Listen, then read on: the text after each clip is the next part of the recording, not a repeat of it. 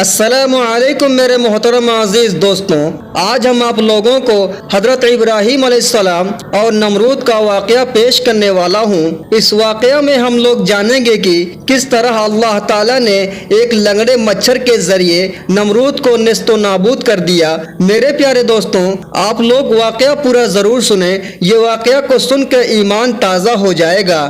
ہزاروں سال پہلے مشرق اور مغرب پر حکومت کرنے والا ایک بدترین بادشاہ جو اپنے آپ کو خدا کہتا تھا، اس کا نام نمرود تھا۔ اس کا تخت بابل میں تھا۔ یہ پہلا وہ بادشاہ تھا جس نے سب سے پہلے تاج اپنے سر پر رکھا تاکہ لوگوں کو معلوم ہو کہ ان کا خدا نمرود ہے۔ ایک رات کو نمرود نے خواب دیکھا، ایک تارا آسمان میں اس طرح سے چمک رہا ہے کہ اس کے نزدیک سورج اور چاند کی روشنی بھی پھیکی پڑ گئی ہے۔ جیسے ہی نمرود نیند سے بیدار ہوا تو اس نے محل کے نجومیوں سے خواب کا مطلب پوچھا تو انہوں نے بتایا کہ تمہاری سلطنت میں ایک جوان ایسا آئے گا جو تیرا رعب اور دبدبہ ختم کر دے گا اور تیری اس حکومت کو تباہ کر دے گا۔ بس نمرود نجومیوں کی یہ بات سن کر ڈر گیا اور ہزاروں بچوں کو مروا دیا اور ایک فرمان جاری کیا کہ مرد عورتوں سے دور رہے، لیکن اللہ تعالیٰ کو کچھ اور ہی منظور تھا اور اللہ تعالیٰ جو چاہے وہ ہو کر ہی رہتا ہے۔ پھر اللہ تعالیٰ نے حضرت ابراہیم علیہ السلام کو دنیا میں بھیجا۔ تاریخ میں لکھا ہے کہ جب حضرت ابراہیم علیہ السلام کی پیدائش ہوئی تو آپ کی والدہ کئی سالوں تک اس علاقے سے باہر رہی، لیکن نمرود کے ڈر سے انہوں نے اپنے بیٹے حضرت ابراہیم علیہ السلام کو ایک غار میں چھپا دیا اور بیٹے کو دودھ پلانے وہ غار میں آتی اور دودھ پلا کر واپس بابل چلی جاتی۔ تقریباً 7 سال تک آپ کی والدہ اس غار میں چھپ کر آپ کی پرورش کرتی رہی۔ کچھ عرصہ بعد حضرت ابراہیم علیہ السلام کے چچا آزر نے چاہا کہ ابراہیم علیہ السلام ان کے ساتھ آ کر رہیں اور ان کے کام میں ہاتھ بٹائیں۔ حضرت ابراہیم علیہ السلام جب شہر میں آ کر رہنے لگے تو حضرت ابراہیم علیہ السلام نے دیکھا کہ کوئی سورج کی عبادت کر رہا ہے تو کوئی آگ کی، اور کوئی بتوں کو اپنا خدا مان رہا ہے تو کوئی نمرود کو خدا کہہ رہا ہے۔ تو حضرت ابراہیم علیہ السلام نے سبھی لوگوں سے فرمایا کہ خدا تو وہ ہے جو ہر چیز پر قدرت رکھتا ہے۔ یہ سورج تو شام ہوتے ہی ڈوب جاتا ہے، یہ کیسے خدا ہو سکتا ہے؟ اور یہ آگ تو پانی سے بجھ جاتی ہے، بھلا یہ کیسے خدا ہو سکتی ہے؟ اور یہ نمرود ہماری طرح انسان ہے، یہ کیسے خدا ہو سکتا ہے؟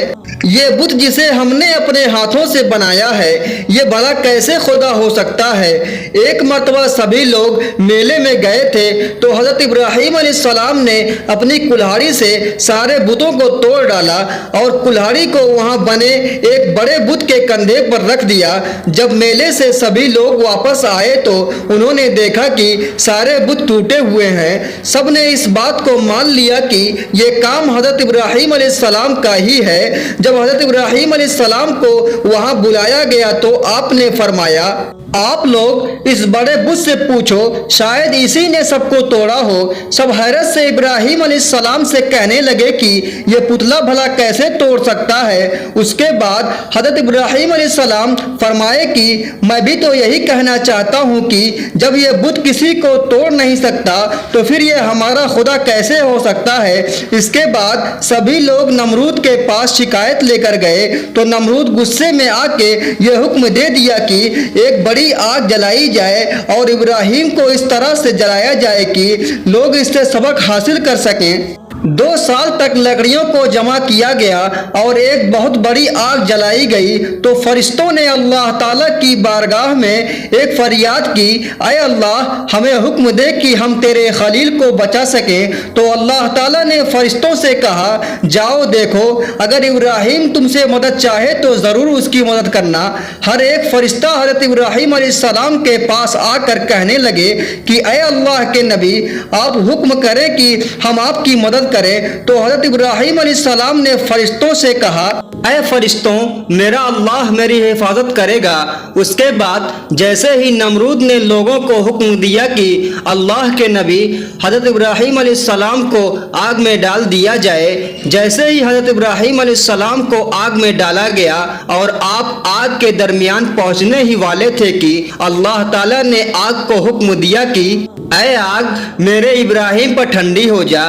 جیسے ہی اللہ تعالیٰ نے آگ کو حکم دیا کہ اے آگ تو میرے ابراہیم پر ٹھنڈی ہو جا، تو وہ آگ حضرت ابراہیم علیہ السلام کے لیے گلزار بن گئی اور حضرت ابراہیم علیہ السلام مطمئن ہو کر اس آگ کے اندر اللہ کا شکر ادا کرتے رہے۔ یہ سب دیکھ کر نمرود کی فوج حیران ہو گئی اور نمرود سے کہنے لگی کہ اے نمرود ہمارے خداؤں سے زیادہ طاقتور تو ابراہیم کا خدا ہے، آگ نے تو اس کو چھوا بھی نہیں۔ نمرود نے کہا اچھا ایسا ہے۔ اس کے بعد حضرت ابراہیم علیہ السلام کو بلا کر نمرود ان سے کہنے لگا جاؤ اپنے خدا کو کہہ دو کہ کل وہ اپنی فوج تیار کرے اور میں بھی اپنی فوج تیار کرتا ہوں، کل مقابلہ ہوگا۔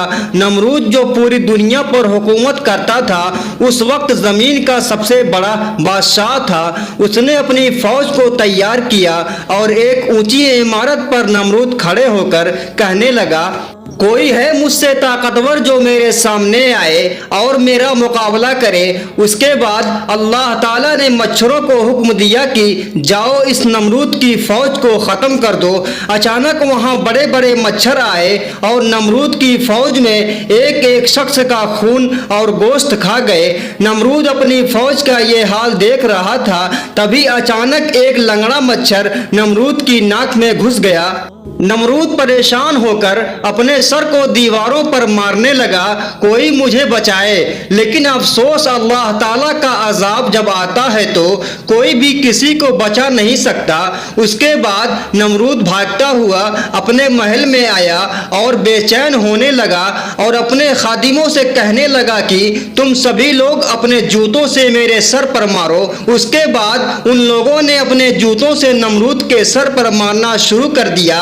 جب نمرود کے سر پر کوئی جوتا مارتا تو اسے سکون ملتا، کیونکہ وہ مچھر نمرود کی ناک میں سے ہوتے ہوئے اس کے دماغ میں پہنچ گیا تھا۔ وہ مچھر دھیرے دھیرے اس کے دماغ کو چاٹتا رہا۔ دوستو تاریخ میں لکھا ہے کہ وہ بدترین بادشاہ جو اپنے آپ کو خدا کہہ رہا تھا، اللہ کے بندوں کو گمراہ کر رہا تھا، اور وہی بندے اپنے جوتوں سے نمرود کے سر پر مار مار کر اسے مار ڈالے اور وہ تڑپ تڑپ کر مر گیا اور اس کی پوری سلطنت نیست و نابود ہو گئی۔ بے شک اللہ کے سوا کوئی عبادت کے لائق نہیں اور وہی ہے جو ہر چیز پر قدرت رکھتا ہے۔ محترم عزیز دوستوں، اس واقعہ سے ہم لوگوں کو نصیحت حاصل کرنی چاہیے کہ اللہ تعالیٰ اگر چاہے تو کسی کو بھی ایک پل میں برباد کر سکتا ہے اور کسی کو چاہے تو ایک پل میں ہلاک کر سکتا ہے۔ دوستوں اللہ تعالیٰ ہر چیز پر قدرت رکھنے والا ہے۔ اللہ تعالیٰ کی بارگاہ میں دعا ہے کہ اللہ پاک ہم لوگوں کو ہر برے کاموں سے بچنے کی توفیق عطا فرمائے اور نیک کام کرنے کی توفیق عطا فرمائے اور ہمارے سبھی بھائیوں اور بہنوں کو نماز پڑھنے کی توفیق عطا فرمائے اور ان کے ہر جائز مقصد کو پورا کرے، آمین۔ میرے محترم ناظرین اکرام، اگر آپ لوگوں کو یہ واقعہ پسند آیا ہو تو آپ لوگوں سے گزارش ہے کہ آپ لوگ میرے چینل کو سبسکرائب کر لیں تاکہ آپ لوگوں تک ایسے ہی اچھے واقعات پہنچ سکے۔ جزاک اللہ خیر۔